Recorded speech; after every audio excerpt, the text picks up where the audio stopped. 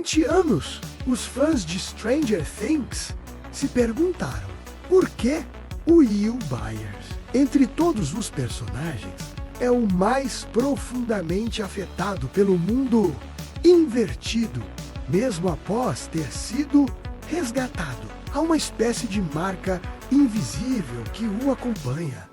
O frio que anuncia a aproximação de Vecna, as dores na nuca, as visões que retornam mesmo quando tudo parece calmo, e a sensação angustiante de que ele ainda está conectado a algo que habita o lado de lá. Mas, e se isso não for apenas trauma? E se for algo muito mais antigo, mais perigoso e mais profundo? A teoria que você está prestes a conhecer propõe que o Will Byers é, de fato, uma espécie de Horcrux viva de Vecna, um receptáculo involuntário de um fragmento da alma da criatura não criado como um artefato mágico bruxo, mas formado a partir das propriedades sombrias e arcanas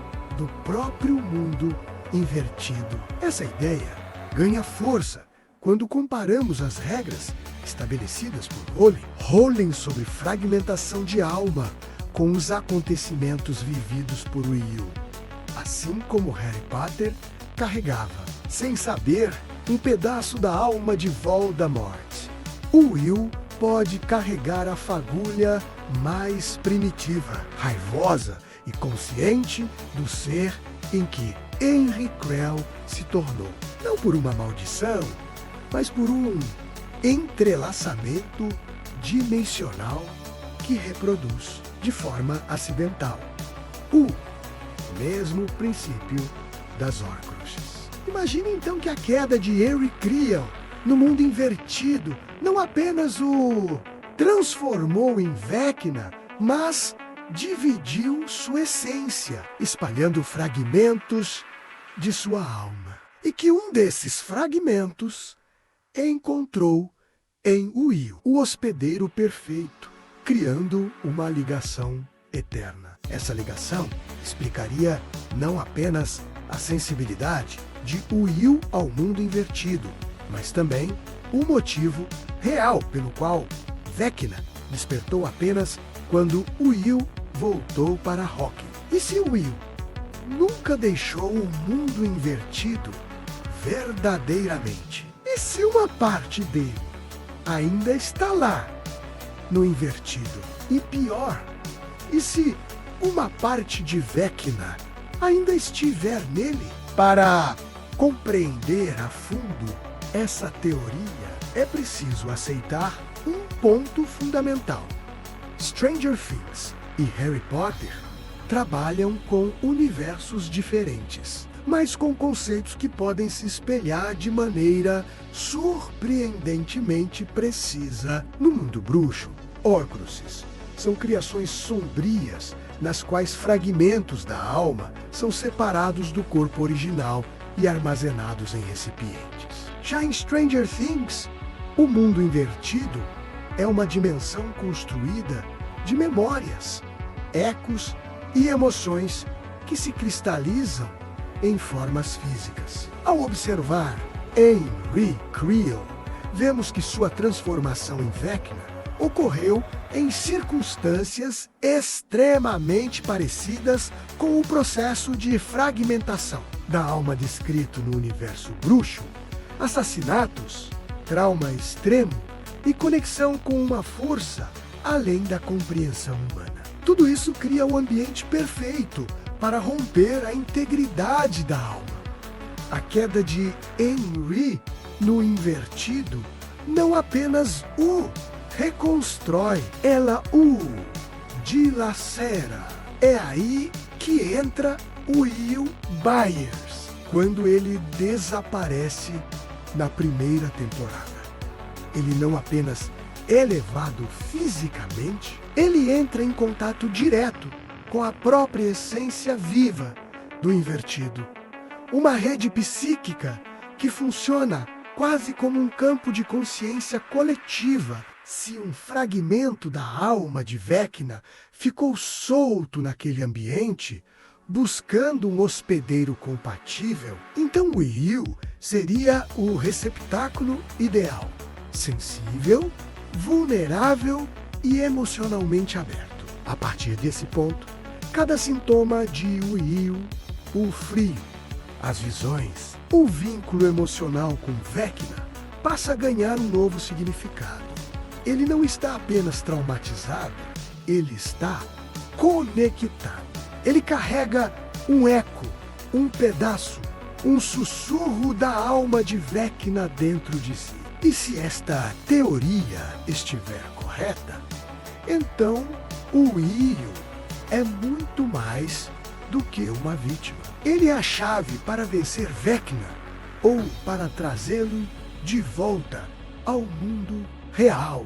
Quando Andrew Creel é enviado por 11 para o mundo invertido, o que acontece não é simplesmente uma queda em outra dimensão. É um processo de destruição absoluta do corpo físico, emocional e espiritual. No instante em que o corpo de Henry atravessa a fenda, ele se depara com uma paisagem que não apenas o recebe, mas o reconfigura. O invertido não é um lugar natural, é um sistema vivo, um ecossistema psíquico que funciona como um espelho distorcido da mente humana. Ele responde à presença, à memória e ao trauma. Henry chega ali após cometer assassinatos brutais. Essa violência extrema já é, por si só,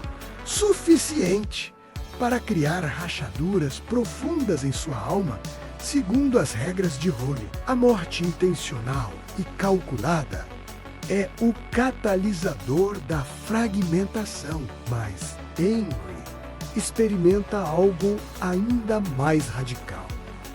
Ele cai direto em um lugar onde o tecido da realidade está impregnado de energia emocional bruta. Um lugar onde a matéria responde à psique e a psique responde ao medo. É aqui que a teoria se alinha com o modelo das Horcruxes. Se Voldemort precisou de rituais para dividir sua alma, Henry se fragmentou pelo impacto da transição entre as dimensões. Não foi intencional, não foi planejado. Foi uma ruptura natural causada pela colisão entre um ser humano e uma força transdimensional incompreensível. O resultado é que a alma de Henry, já rachada pelos assassinatos, se parte novamente no choque com o invertido. Uma parte se une à dimensão. Essa parte se torna a essência central do Vecna que conhecemos. Uma entidade moldada pela própria dimensão e pelo ódio de Henry. Mas outra parte se perde. Esse fragmento solto procura abrigo.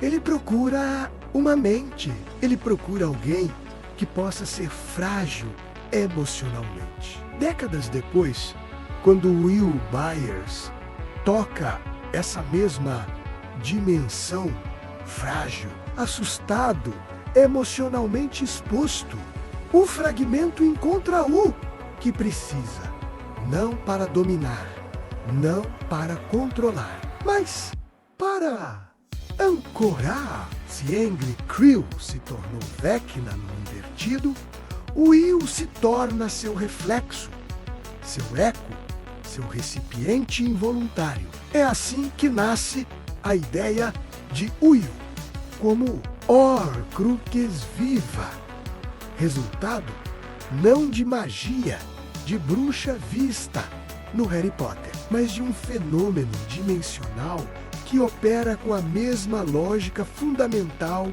da divisão de alma. Quando Will Byers desaparece na noite de 6 de novembro de 1983, Tudo começa como um simples ataque.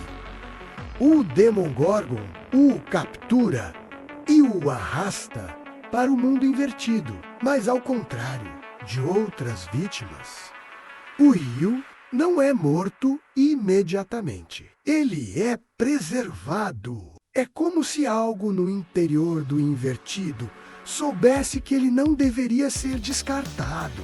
E isso abre a porta para compreendermos que o Will não foi escolhido ao acaso, mas sim porque representava o hospedeiro ideal para o fragmento da alma perdida de Vecna.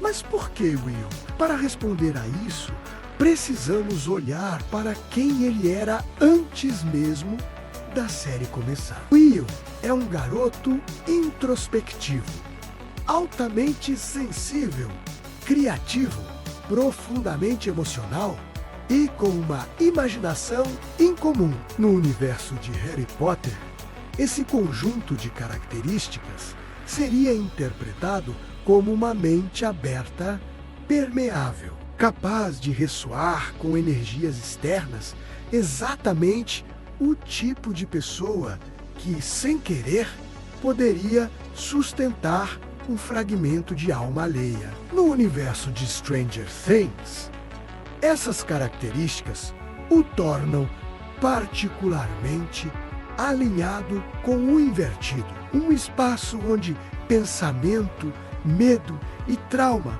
moldam a paisagem. Durante o período em que está preso no mundo invertido, o Will passa por fases que não lembram apenas um desaparecimento físico, mas sim uma integração gradual com essa outra dimensão. Ele se esconde, observa, canta para espantar o medo, mas ao mesmo tempo ele ouve. Há algo que fala com ele, não com palavras, mas com sensações, uma presença, um olhar, uma consciência. Essa sensação está refletida no olhar vazio quando ele é encontrado, na forma como ele descreve o monstro, como se já estivesse familiarizado com sua essência. É nesse ponto que entra o fragmento da alma de Vecna.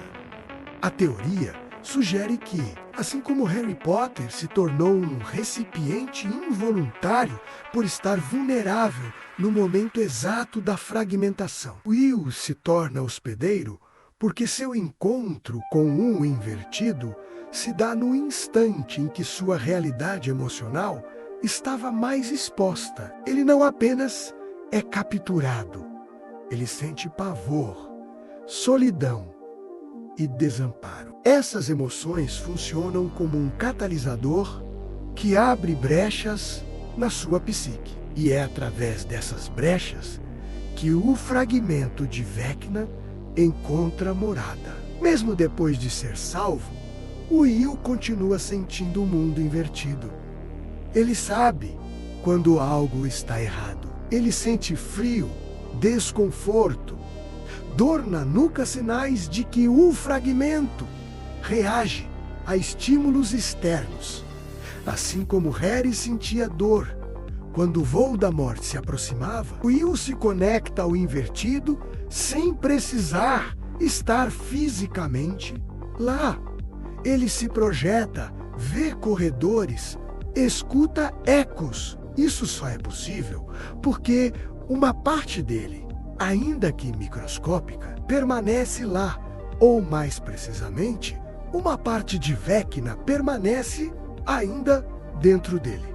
O Will sente quando Vecna se manifesta. Ele é como uma antena, não porque escolhe, mas porque a ligação é inerente. A alma fragmentada sempre busca sua origem, e seu portador sente esse puxão invisível. Quando Yi é possuído na segunda temporada, a criatura conhecida como Devorador de Mentes age como se estivesse reencontrando algo que era dela. O domínio sobre Will é mais fácil, mais natural, mais fluido do que sobre qualquer outra vítima. É como se o fragmento fosse uma chave que facilita a invasão. Mas talvez o ponto mais revelador desse capítulo seja a revelação de que essa ligação não é simétrica, diferente de Harry,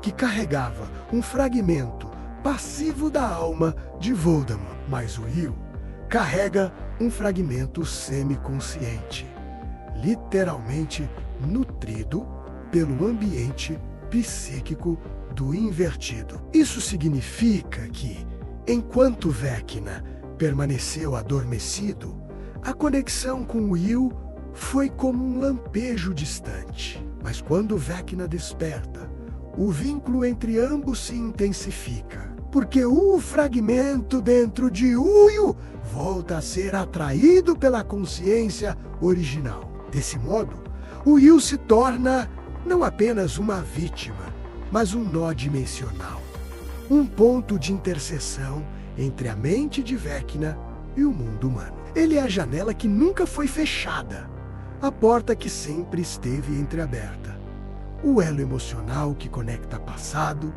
trauma e destruição. E isso explica por que Vecna não tenta matar Will na temporada 5, na última cena do volume 1. Por que não o elimina? Porque, desde o início, o invertido o deixou viver. É porque o Will é essencial. Ele é o receptáculo involuntário de algo que Vecna precisa para sobreviver e talvez para renascer mais poderoso do que nunca. No final, a pergunta que resta é: se o Will for mesmo a Horcrux viva de Vecna, o que será necessário para destruir essa ligação? O quanto vai custar salvar a alma de Will quando ela está atada à essência do maior vilão? A batalha final contra Vecna não é apenas física, é espiritual, emocional e dimensional. Por isso, serão necessários 3 pessoas com poderes: Kali, irmã de 11 e Will com os poderes de Vecna. É um confronto entre 2 realidades que nunca deveriam ter se tocado, mas que agora estão entrelaçadas por um elo invisível: o Will Byers, durante as primeiras fases da guerra. Essa ligação é apenas uma fraqueza, mas, conforme Vecna se fortalece e o mundo invertido começa a invadir Hawkins em ritmo acelerado, fica claro que ela também pode ser a chave da vitória, desde que o Will sobreviva ao processo. O grande problema é que Vecna não pode ser destruído enquanto existir qualquer fragmento de sua alma aderido à consciência de Will. Como Voldemort não poderia morrer enquanto Harry carregasse aquele pedaço indesejado de sua essência. Vecna não pode ser dissociado da realidade humana enquanto o eco que habita Will permanecer intacto. Isso transforma Will em algo mais profundo do que uma vítima. Ele acaba se tornando o último escudo que impede a eliminação definitiva de Vecna. O grupo percebe isso de maneiras sutis. Quando 11 confronta Vecna no plano psíquico, ela vê memórias que não são dela. Entre elas, flashes rápidos de momentos que Will viveu. A cabana, o esconderijo, o monstro respirando ao seu redor. A sensação de ser observado no escuro. É como se a mente de Vecna estivesse usando as memórias de Will como um canal para abrir portas entre as dimensões. O vínculo não é mais apenas emocional. Agora é estratégico. Dustin, analisando o padrão de ataques, percebe que Vecna está constantemente tentando provocar reações em Will. Terremotos dimensionais sempre coincidem com momentos em que Will está perto de perder o controle emocional. Isso sugere que o fragmento da alma de Vecna dentro de Will está sendo ativado, catalisado, alimentado. Vecna está tentando romper a barreira psíquica que o separa da sua própria essência. Menos, e quando esse rompimento for completo, ele terá um acesso que nem 11 poderá bloquear. A guerra, então, se divide em duas frentes. Uma externa, que enfrenta fisicamente as hordas do invertido, e uma interna, que ocorre dentro da mente de Will. Kali e 11 vão formar a dupla O Núcleo Interno, acompanhando Will em seu conflito emocional mais devastador. A missão delas e do grupo não é apenas proteger Will fisicamente, mas manter sua identidade, suas memórias e sua força psicológica intactas. É nesse ponto que o grupo percebe que salvar Will e derrotar Vecna são duas tarefas inseparáveis. Will é, literalmente, o campo de batalha. Dentro da mente do garoto, surge um terreno psíquico moldado por suas memórias e traumas. O invertido aparece como uma versão corrompida de tudo o que Will já viveu. No centro desse labirinto emocional está um núcleo pulsante, semelhante ao coração que o Devorador de Mentes usou na terceira temporada, sendo que, mas mais profundo, mais pessoal. Este núcleo é a forma visual do fragmento da alma de Vecna dentro de Will, enquanto 11 tenta neutralizar esse núcleo. Vecna aparece na forma de Henry Creel, não deformado, não monstruoso, mas como o jovem que um dia foi. Ele tenta persuadir Will a não se entregar, usando a mesma tática que Voldemort usou com Harry no limbo.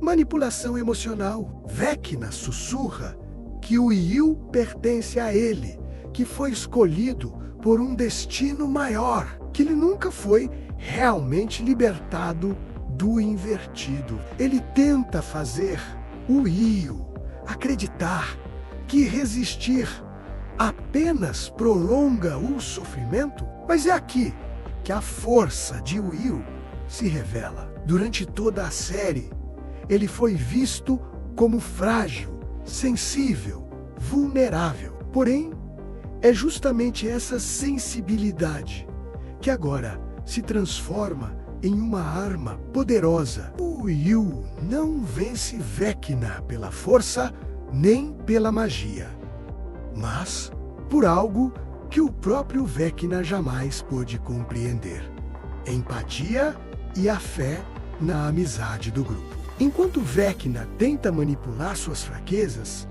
Will as abraça. Ele se lembra de seus amigos, de sua mãe, de tudo o que lutou para sobreviver. Ele reconhece que sua sensibilidade, longe de ser um defeito, foi o que o manteve humano quando esteve preso no escuro. É esse momento de aceitação que cria uma rachadura no núcleo psíquico. 11 e Kali, sentindo a mudança, amplifica a ruptura. O núcleo se parte e o fragmento de Vecna se manifesta em sua forma original, como uma sombra viva semelhante ao Dementador visto no universo Harry Potter. Para destruí-lo, no entanto, não basta força. É necessário um ato simbólico, e esse ato deve vir de Will. Ele entende o que precisa fazer, assim como Harry ofereceu a si mesmo para destruir o fragmento de voo da morte. O Will precisa renunciar ao medo que mantém viva a conexão com Vecna.